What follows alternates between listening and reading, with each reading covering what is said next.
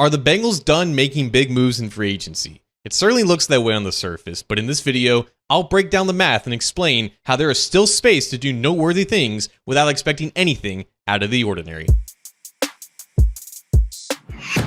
What's up, Bengals fans? John Sheeran of A to Z Sports Cincinnati here, and we are officially in the doldrums of free agency. The vast majority of players who can make a significant impact for the Bengals, they found other teams. Like maybe one or two of them are on the Bengals right now, but the majority of meaningful moves the Bengals can make in free agency, they're gone now. And I know that's concerning to a lot of you. When I look at the roster, it's certainly not in a position where I would think it should be entering the NFL draft. But as with most things, if you do the math and you follow the money, you end up finding more answers to your questions. And the math here is very simple. It involves salary cap space, because after Lucas Patrick signed his one-year, $2.1 million deal, the Bengals have just over $23 million in offseason salary cap space. Now, what does offseason cap space mean? Well, it's the sum of the top 51 cap hits on a roster plus dead money, which is just money left over that's already been paid out to players who've been recently cut, and then you subtract that from whatever the adjusted cap ceiling is for that given team. Now, the $23-ish million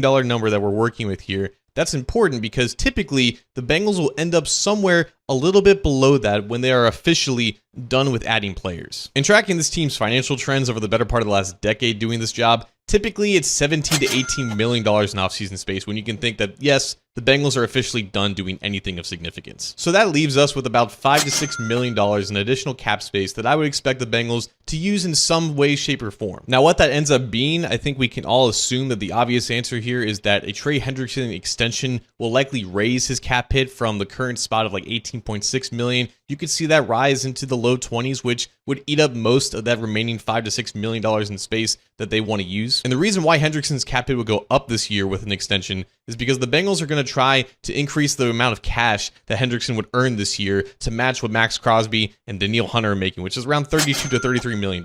As it stands right now, Hendrickson is set to earn about $16 million in cash, which obviously is significantly lower than those other two guys. So the Bengals are going to try to get it into that range of the $32 to $33, maybe even $34 million this year. And pretty much all of that is going to be in the form of bonuses, whether it's a signing bonus that's prorated over the life of the deal or it's just a roster bonus that gets placed on the cap this year. Regardless, Hendrickson's cap hit is going to go up, and that's going to eat into the cap space that the Bengals have for the rest of this offseason. And that may just be it, right? There's been multiple reports recently that the Bengals are still working on this, they're still communicating. This is the goal that they're trying to achieve, and they're not really interested in trading him, so this seems to be the logical conclusion for whatever this ends up. But I still think it's possible that the Bengals could create more cap space to do more outside of just extending Hendrickson. Like, I know Brandon Scherff has been brought up a ton. He's been brought up by me multiple times on this channel. If the Bengals were to sign him to like maybe a one-year, $7-8 million deal, that's obviously a lot of cap space that would eat into however much the Bengals want to save for the remainder of the offseason. But you can offset that cap hit by just releasing players that are expected to be cut at the end of the day regardless. For example, if Scherff or another guard were to be signed with the intent of starting,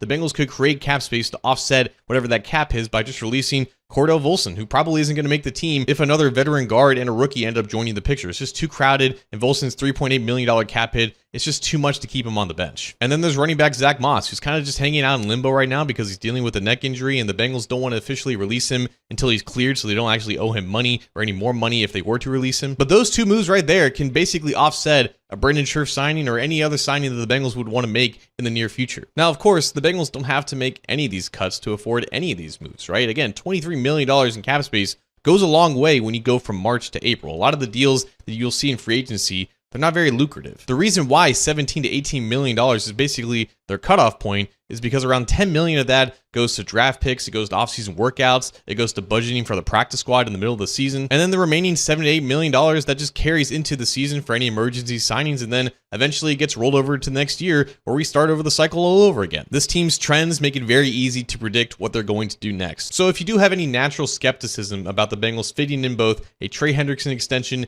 and another guard signing, just know that the math checks out and both are entirely possible.